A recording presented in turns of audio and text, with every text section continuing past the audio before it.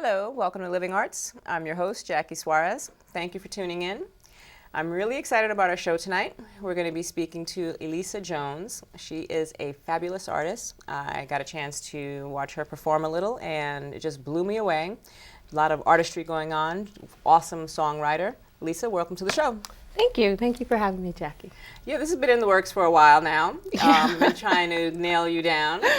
You've been in hot pursuit of you for a while. Oh, thank you. Yeah, I was, I think when we had set up the first preliminary one, I ended up having to go to Colorado, and then, so I'm happy I'm here now. No, absolutely. I'm glad that you're here.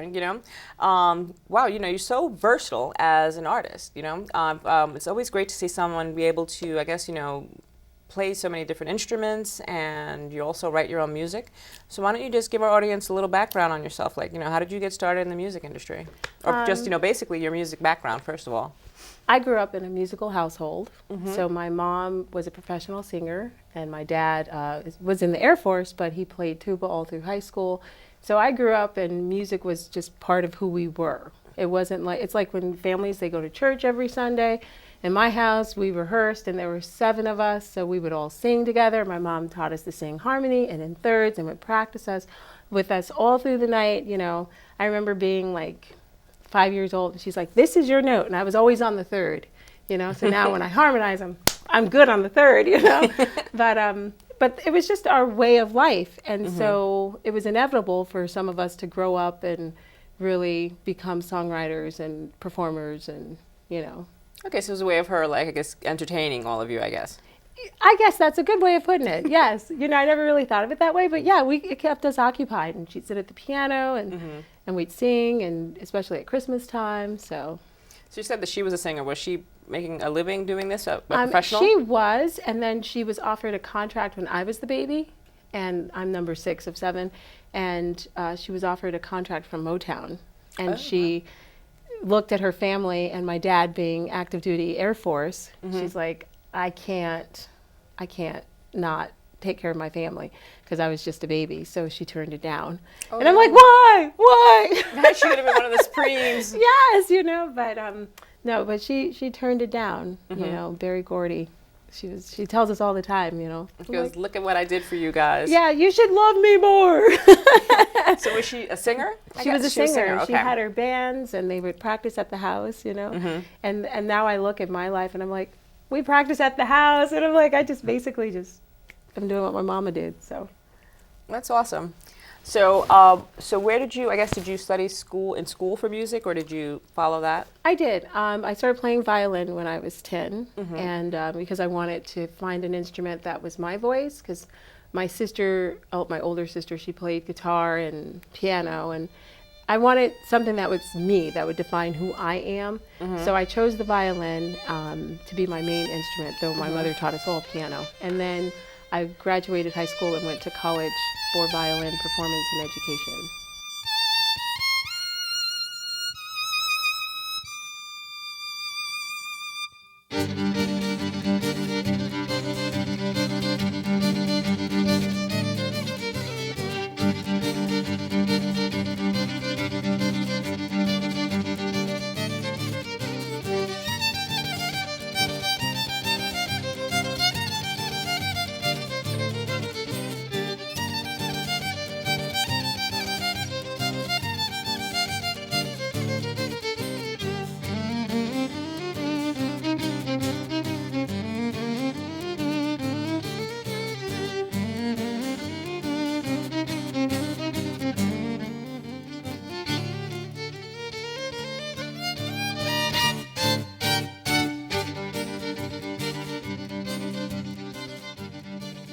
So then, at the same time, I guess, were you doing any type of vocal work, or was that just something that you picked up at the house? It was mostly stuff that I picked up at the house. I never really considered myself a singer. I still don't. I'm like, I'm a Well, you've got a couple albums that I've been begged to differ, because you're singing on all of them. Honestly, I'm just, this is the tool to get my songs heard, So I'm like, well, I guess I got to sing them, but when I write songs, sometimes I'm like, oh, I could hear this person singing or this person singing that.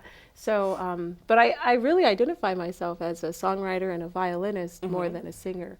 So in college, I needed to take classes over the summer, you know, and I needed a couple of credits to get to my full-time status for summer. So I was like, I'll take vocal lessons. So I started singing arias and things like that. And I was like, oh, this is kind of cool, you know. But I still wasn't a singer. Or you don't consider yourself a singer? Yes, I don't consider myself a singer. So what'd you wind up, what was your degree? My degree ended up being in education, and then I got another bachelor's in psychology and a master's in counseling.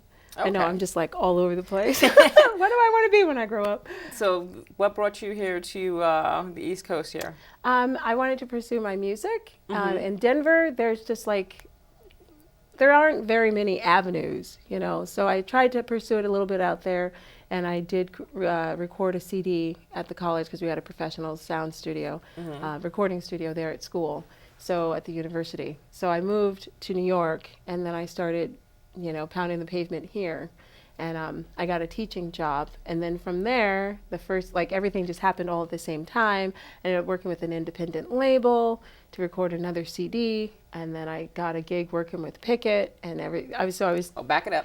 Are we talking about Wilson Pickett? Wilson Pickett. Don't breeze over that. Don't breeze over that. Yeah, it was such an intricate part of my life. Explain how that happened exactly. Oh my gosh. So I met this beautiful woman named Julia. She was like the first, Julia and Jules, the first two people I met in New York, my friends, and she was like, yeah, I'll take you under my wing, and I'll you know, introduce you to the city, blah, blah, blah.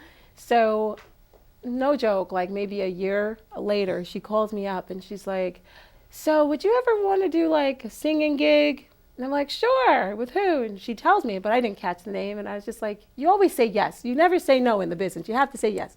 So I'm like, yeah, sure. So I hang up the phone. I get a call on my answer machine, and it's Crusher Green, who's the drummer of Wilson Pickett. And I hear, hello, Elisa Jones. I need to know if you're going to play, if you're going to do this gig or not. Give me a call back. Click. And I'm like, okay. So I call back, and I'm like, yes, I'm interested. Please tell me about the gig. He's like, it's in Portugal on New Year's. And I'm like, okay, stop. I'm afraid to fly. I have a problem with this. He's like, I understand. But he goes, Pickett don't take no bus. That's what he said to me. Well, you're not going to get to Portugal on the bus. Anyway. He's like, we only fly. We fly everywhere we go. So I'm like, all right, well, can I think about it and call you back in 2 days? He's like, yeah. So I hate to admit this, and I'm just an honest person, so I'll admit it. I had no idea who Wilson Pickett was. That was going to be my next question. And so I was like, I don't know if I should do this gig and get on a plane. And I don't know these people. I don't know these people. So I called my mom, and I'm like, can you tell me? She's like, what's the guy's name? And I said, Wilson Pickett. And she's like, oh my God. And she starts freaking out. And I'm like, oh, okay, you know who he is? And she starts singing, don't let the green grass fool ya. And I was like, oh, the stuff you play at Christmas? So I was like, okay, I'll do it. And I have to tell you, like, it was the most incredible experience. Of your life. Of my life. And Wilson, he went backstage after a couple of gigs. He looked at me, he goes, you know why I like you? Because you work hard and you have fun. And I'm like, but I'm like a fan. I told him, I said, dude, I'm just a fan on stage watching you do your thing. I have the best seat in the house. Because every show was different, you know? Yeah. And everybody else was like, it was a gig. But to me, I was like, no, this is really cool. So that's not bad right out of the gate to sing backup for Wilson Pickett. And we toured with Ray Charles and Bob Dylan and Martha and the Vandellas. And, you know, I was blessed to be like, some of the greats. I'm a big fan of, you know, that genre of music as well. And Morris Day, you know, we did a tour with them in Canada, and so I just got to be surrounded by all these great people and meet them and, you know, absorb everything. And that was awesome. So, I mean, not knowing really, I mean, just coming to New York and thinking, you know, I'm just going to kind of kick off my music career. Yeah, and I'm just going to teach and, you know, and then I landed in that, and it's like, whoa, you know. But then, you know, and then unfortunately Pickett passed away, and that was a very sad time for all of us, but I'm still in connection with some of the people in the band. Unfortunately, some of the guys did pass away in this time span since then. But so after he passed away, I'm like, I have to go back to doing my own music, you know. Right. So I got my master's degree done that same year, and then I went back and I said, I have to do my stuff. You said, follow me. But in this life I live, I've done wrong. The path ahead is bigger than me, and I can't see the sky for the storm. You said it'll all be okay. You said you'd love me anyway.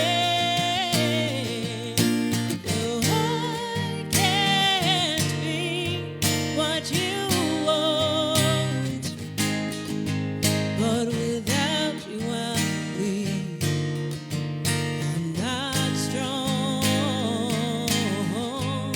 No, I can't be what you want, but I'll give you my heart. Though this life isn't to be lived, I'll give you my heart and my song. It's all I have to give.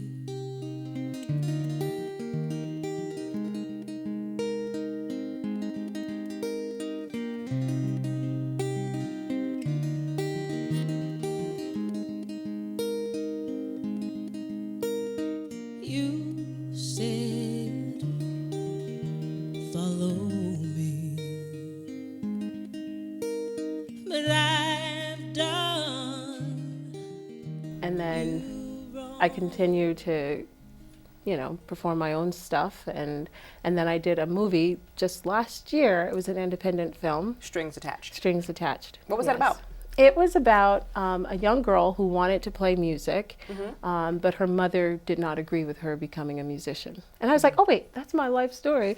How did I end up in this? But so it turned, obviously all movies, they turn out great, so I'm not going to tell you the ending, but I got to do the stand-in role, and they used all of my own original material for the entire soundtrack. So everything that you hear in this film was either re-recorded by me or recorded by me, taken from an album. So. Oh, that's awesome. So who would it be? Anybody that we knew, that we know? It was of an in there? independent artist, and her name is Nelsie Souffrant. And yes, I have to say that with my French accent. But yeah, she's a Manhattan girl. Okay. Yeah.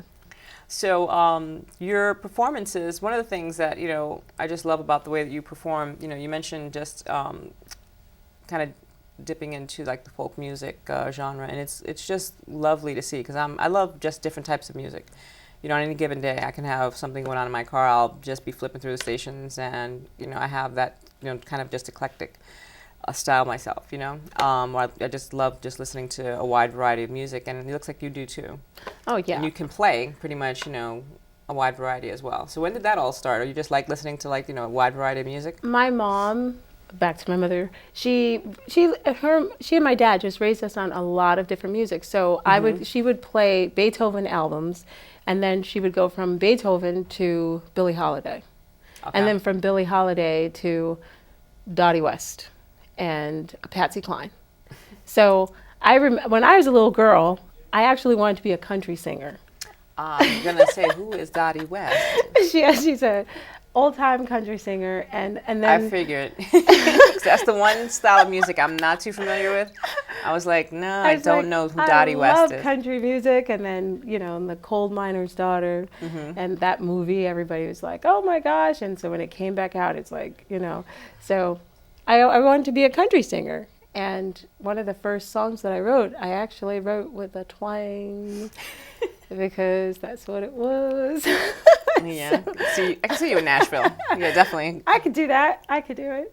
But I did. I would have my cowboy boots on and my hat. Being in Colorado, and then I'd line dance. So I would go from that, and then, my students laugh because I'm like, oh, did you hear that new Eminem album? And my guitar player and I were driving over, and I think we were listening to Snoop Dogg. And I was like, oh, I could do this on violin, Does he have anything new out, or is that like an older? No, it was an older one. An older It was song, like yeah. an old cut that they had Remix. did a remix and mishmashed it into another artist. It was really neat what was on the radio. But I was like, I could do this on violin, get the sway going. Like, Well, cool. I mean, like, I'm sure they sample a lot of his music, so they can probably, pretty much do anything with it. oh my gosh, yeah. So tell me about the new album that you have out. My new album is Fire and Sun, and this album I just wanted to, just record anything that I felt was genuine and real and was from my heart. So as I tell everybody, you get my record, you're basically reading my diary. And, the first time that was revealed, that I was like, oh, that's a little weird, that everybody knows my personal life, but that's what my songs are. They're my life story. So, every song tells a story, happy, sad, and then there are some things that, I like to bring it back to the basics, but then put a twist on it. So, for example, I record Pachelbel's Canon, Canon in D, but we play it the way we do it. So we start off traditional, and then we rock out, and it just turns into this other song that's improvised and just morphs into something new, And so I called it Pachelbel's Fire. Because it's like, this is the side of Pachelbel, And then my guitar player, Mark McNutt, he is an extraordinary songwriter. Like, I call him the Willie Nelson of the band, Because his stuff is so good. And he recorded 2 of the songs on the album, one of which I stole. He was supposed to sing it. And I'm like, can I sing this song? So you guys switch off on the vocals? Yes, but so I sing his one song called "Come to Me," and then the other song he wrote is "Imaginary Man." And it's kind of funny because Mike Hickey, who's my drummer, Mickey Kopchak, who's my bass player, and John Bindi, who's the other guitar player, they all just take over Mark's song and they're singing, and I basically got fired. And so then you hear the violin sneak in. I'm like, at least I got one part on the song, but it's a nice band feature of all the guys. So you're actually in a couple different bands. You have a couple of string quartets, or you have a trio, another quartet. Why don't you tell us about the 2 bands that you're in? So I do, for classical music, I play with a string quartet, and here on the East Coast, we call ourselves Vivace, which means fast and up tempo, but we do a lot of private parties. Anytime an event wants a classical concert, we'll do that. And then with my own band, then it's the Elisa Jones Band, and I play my own material. And I just reconnected with the string quartet that I played with in Colorado, the Ebony Strings, and we did a little tour out there, and now they're coming here in December, and we're going to do some shows here the first weekend of December. Okay, so now you're saying that you do a whole bunch of performances in the area, but most, you're also over there at the Warwick Winery. So why don't you tell us about performing over there? I know it's that's kind of like your spot. That is, because when I started performing again, I went to the winery. Somebody was like, "Oh, you got to check out this venue. It's they're great. It's a winery here in Warwick." So I went, and they have live music every weekend. And the guy was like, "Oh, come up on stage and do a song." So I was like, "Sure, I'll do a song." So I did a song, and the owner comes to me. He's like, "Oh my gosh, I'm supposed to have somebody play tomorrow. He's passing a kidney stone.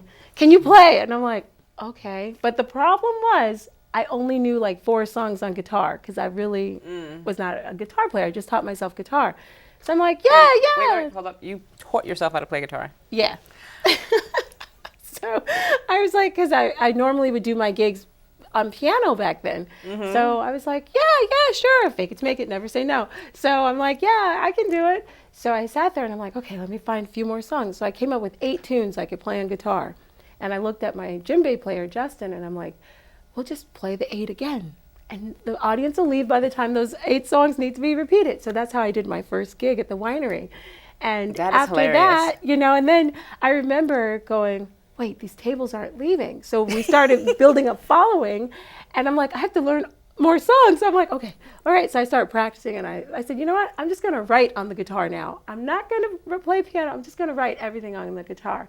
So I have this great relationship with the Warwick Valley Winery. So all of my CD release parties are there, and because I'm like, you guys are the ones that helped me get started back doing my own music again, and so you get free wine. And I get free wine, and they get a packed house, so it's a win-win situation. So as far as being like, just an artist, where would you like to, or what should our audience know about you and, what your plans are? My plans are in the next blah, blah, blah years. So my plans are to continue playing my music, and I want to travel doing it. So we're looking at trying to book internationally, nationally, to, outside the New York tri-state area. And, I just want artistry to be spread, because I feel like a lot of people are not really being true to themselves. I'm like, just be you and do you. And, and at the end of the day, that's really what I just want to spread pretty music, and hopefully people think my music's pretty. But I'm like, that's just what I want to do. I want to sing pretty songs and play my violin. There you go. Are you planning on shooting a video for any of the music on Fire and Sun? Yes, I think we're still debating on which song we're going to do the music video to, but I think we're debating we're going to do Wasted Love. That's that bitter, angry. Maybe shoot the video at the winery, Yeah, break some bottles, wasted my love on you. What I always find is like, it's difficult to, one of the reasons I love doing this show is just learning about new music and being able to learn about new artists, and I think my audience likes that as well, So how can they get a hold of your music? They can go to iTunes and look up Elissa, Elissa Jones, and all of my material will be there. You go to my website, elissajones.com. Those are fast links, because then, bam, it's right there. And you can see us on YouTube if you ever want to see us live. And if you ever want to see us not live with just music videos, we're there too. Yeah, well, the YouTube channel is just Elissa Jones Band. Yes. Terrific. I think I was on there as well yesterday, so you've got a whole bunch of videos on there and some performances that, at the Warwick. At the winery, yes. Exactly. So that's awesome. And you're going to be there on November 28th, and you mentioned another performance that you have coming up in December. Yes. So December 4th, I'll be with my band and my string quartet, so we're doing like a joint thing. We're going to rock out and put some classical spins to it as well, and that's December 4th at the Dotage in Warwick, New York. And then on December 11th, we'll be at the Wildfire Grill, and that is in, not Washingtonville, where is that? Montgomery, New York. Montgomery. Yes. Awesome. I want to thank you for coming to the show. We've Thank you had for a having great me. time having you here. I just want to let the audience know that we're going to be having you perform with a member of your band, Mr. Mark McNutt. And it's just a great performance. They do a couple of different songs from the album Fire and Sun. And as always, the Living Arts audience, I want to thank you for tuning in. It's always a pleasure to bring you some new information, introduce you to a new artist, and I hope you enjoy it. Always, check into our Facebook page, check out our YouTube channel, and we will see you again soon. Peace. Last night you were in my dreams. Finally our love was meant to be. So long I have waited patiently.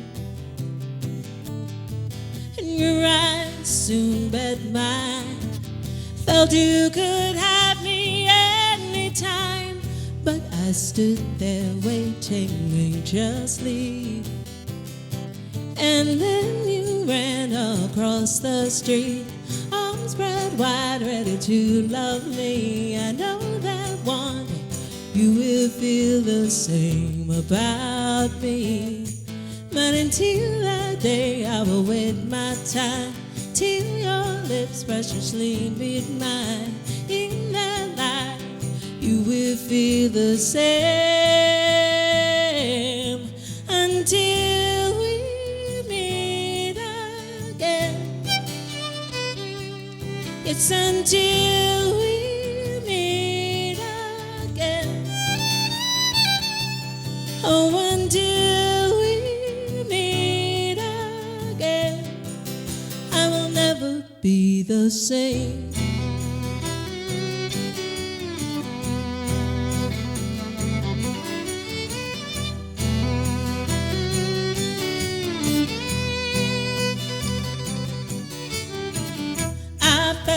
Walls come down, all our fears were on the ground.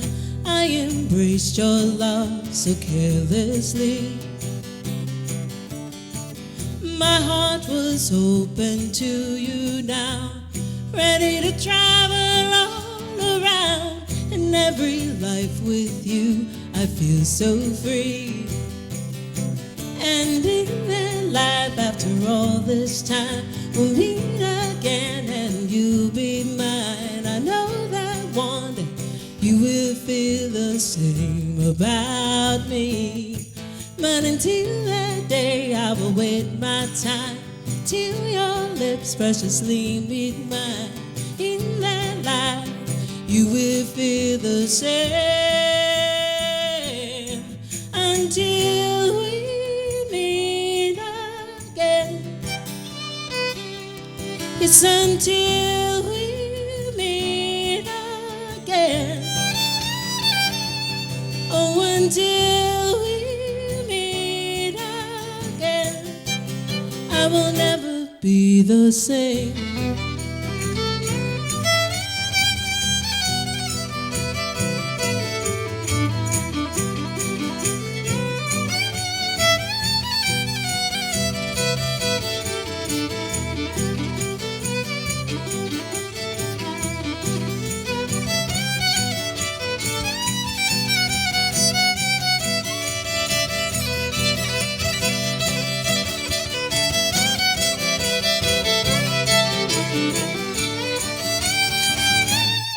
But until that day, I will wait my time till your lips preciously meet mine.